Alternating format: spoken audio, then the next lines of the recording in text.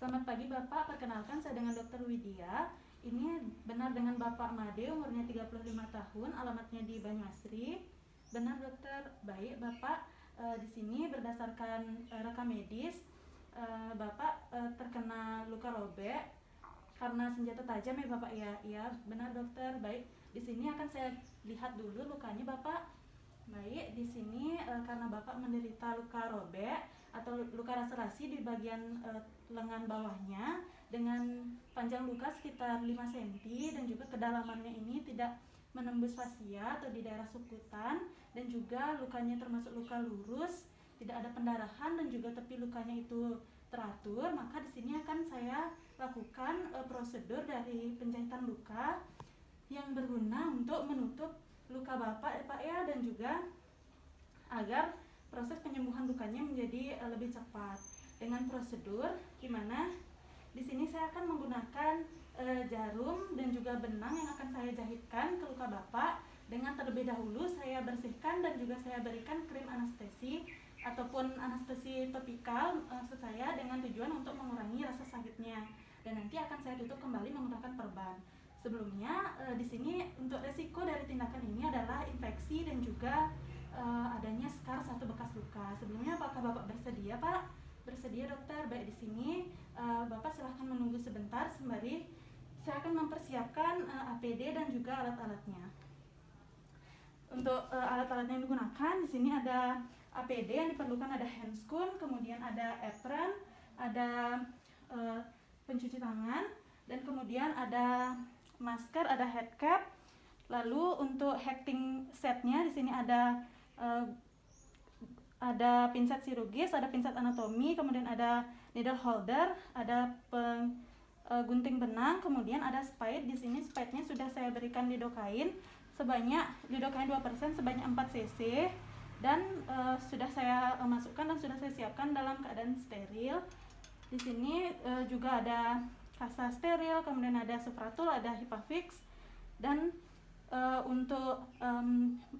untuk tindakan aseptik di sini ada povidone iodine, ada NaCl, dan kemudian ada duk steril, kemudian ada mangkok bengkok. Dan kemudian di sini saya akan memulai untuk melakukan tindakan aseptik dengan mencuci tangan saya.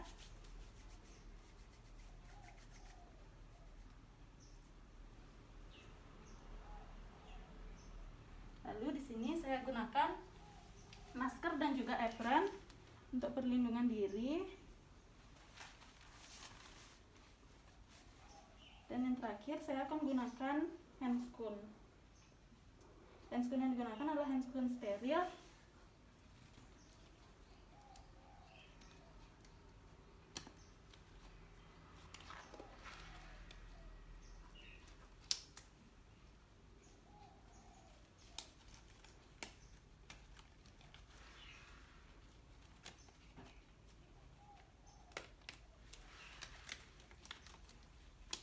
Setelah melakukan pemasangan dari handscoon, di sini saya akan mulai untuk membersihkan dari lukanya. Dimana untuk membersihkan luka di sini saya menggunakan povidone iodine atau betadine.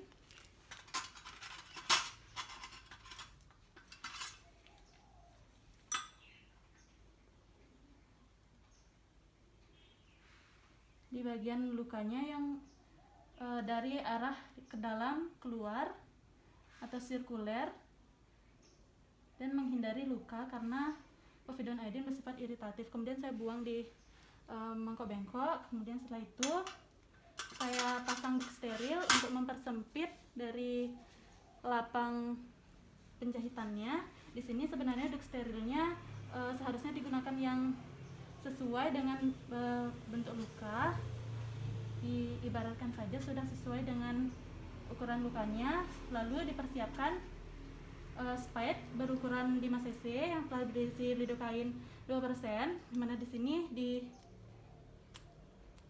dipastikan dulu tidak ada gelembung udara, dan kemudian setelah tidak ada gelembung udara kita tusukkan ke bagian luka, bisa dari arah tepi luka disuntikkan, lalu diaspirasi untuk memastikan bahwa penusukannya sudah benar. Ketika tidak ada darah, maka kita bisa menyuntikkan dari lidokain ini sambil ditarik keluar. Disuntikkan sebanyak 1 cc, lalu di arah lainnya sama kita tusukkan terlebih dahulu spade-nya, lalu diaspirasi untuk memastikan tidak ada darah. Ketika tidak ada darah, maka kita bisa suntikkan lidokain sambil ditarik keluar. Begitupun di area lainnya. Di sini akan saya suntikkan juga di samping dari lukanya untuk memberikan anestesi, lalu diaspirasi dan disuntikkan lidokainnya sambil ditarik keluar. Lalu di semua area luka, sehingga pada saat dilakukan hacking pasien tidak merasa kesakitan. Baik, di sini kita tunggu sekitar 1-2 menit. Lalu dicek untuk lidokainnya apakah sudah bekerja atau belum dengan menggunakan pinset chirurgis. Di sini ibu apakah merasakan sakit, Bu? Tidak. Apakah merasakan sakit? Tidak. Apakah merasakan sakit? Tidak. Jika pasien masih merasakan sakit, maka bisa diberikan lagi lidokainnya. Kemudian adalah mempersiapkan dari jarum dan juga benang. Di sini bisa diceritakan ini sudah dalam kondisi yang steril dan dipegang menggunakan gunting ataupun needle holder maksud saya. Di mana di sini dijepit di antara 2/3 depan atau 1/3 belakang dari jarum dengan posisi tangan ketika memasukkan jarumnya itu adalah tangannya itu membentuk pronasi, kemudian bahunya aduksi dan sikunya membentuk sudut 90 derajat. Kemudian memastikan untuk dijepit atau benar dijepit. Kemudian dengan bantuan pinset chirurgis di sini dimasukkan jarumnya tegak lurus dengan luka sekitar 1 cm dari tepi luka, dimasukkan. Kemudian dengan bantuan pinset sedikit dibuka dan diregangkan kulitnya, lalu dimasukkan dengan arah pergelangan tangannya itu pronasi maksud saya, dan juga bahunya itu aduksi, lalu dilakukan bersamaan dan diangkat. Lalu di sini disambut menggunakan pinset dan langsung ditarik dengan menggunakan needle holder. Lalu dilakukan di sisi sebelahnya lagi, sama dipegang 1/3 di belakang, lalu dimasukkan dengan kedalaman yang sama seperti pada sisi sebelahnya. Lalu ditarik dan disisakan sekitar kurang lebih 3 atau 4 cm. Lalu tangan kiri memegang benang dan tangan kanan memegang dari needle holdernya.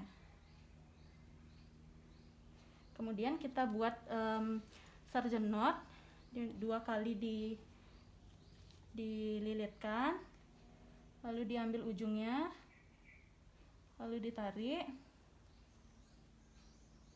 dan memastikan tidak terlalu kencang atau kerat. Kemudian 1 kali dililit dan ditarik dengan arah yang berlawanan. Kemudian 1 kali lagi dililitkan dan ditarik di arah yang berlawanan. Baik, di sini ketika sudah selesai, saya akan memotong dengan menggunakan pinset ataupun gunting benang sekitar 1 cm dari surgeon knot-nya atau dari simpul, dan arahnya adalah 45 derajat. Ini dipotong dan dilakukan prosedur yang sama hingga tepi lukanya semua tertutup. Di sini saya akan lakukan kembali dengan teknik yang sama, di mana jarak dari sarjana pertama ke yang kedua ini adalah 1 cm. Di sini akan saya tarik kembali menggunakan needle holder, lalu akan saya masukkan kembali.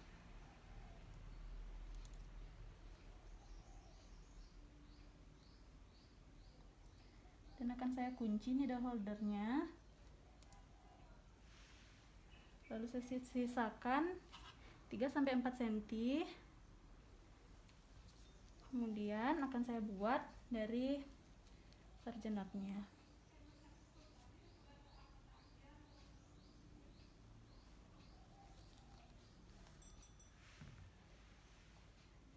Baik. Di sini saya lilitkan 211.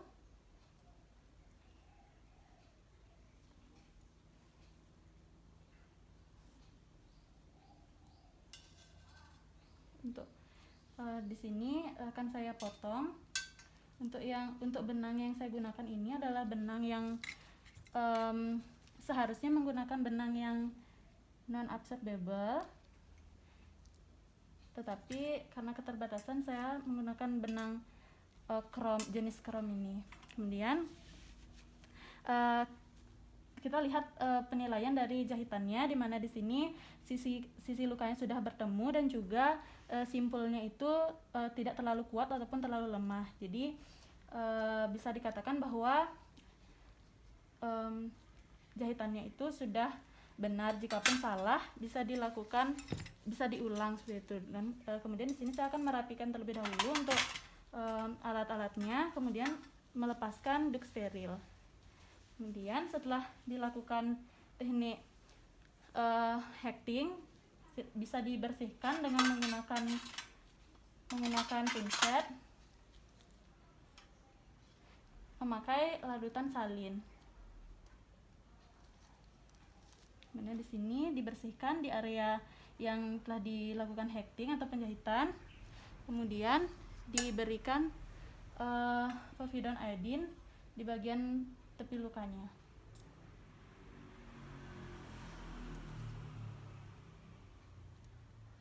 Baik, searah sirkuler. Setelah itu diberikan sufratul di atas lukanya. Ini dianggap sebagai sufratul. Lalu diberikan kasa kering di atas sufratulnya dan dilapisi terakhir oleh Hipafix sebagai perekat dari lukanya ini.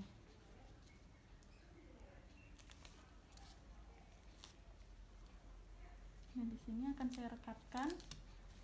Baik, jadi proses penjahitan dan juga pemasangan perban sudah selesai. Di sini saya akan melakukan tindakan aseptik.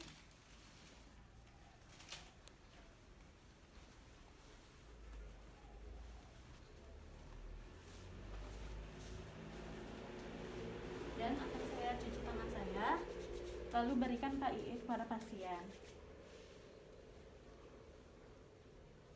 Baik Bapak, jadi tadi saya sudah selesai melakukan tindakan pemasangan dari hecting atau penjahitan luka, di mana Bapak untuk 1 minggu ke depan bisa kembali lagi kemari untuk mengecek dari penjahitannya atau hectingnya, dan nanti akan saya berikan informasi tambahan lagi mengenai kapan harus dibuka jahitannya. Begitu, apakah Bapak ada yang ditanyakan? Tidak ada, dokter.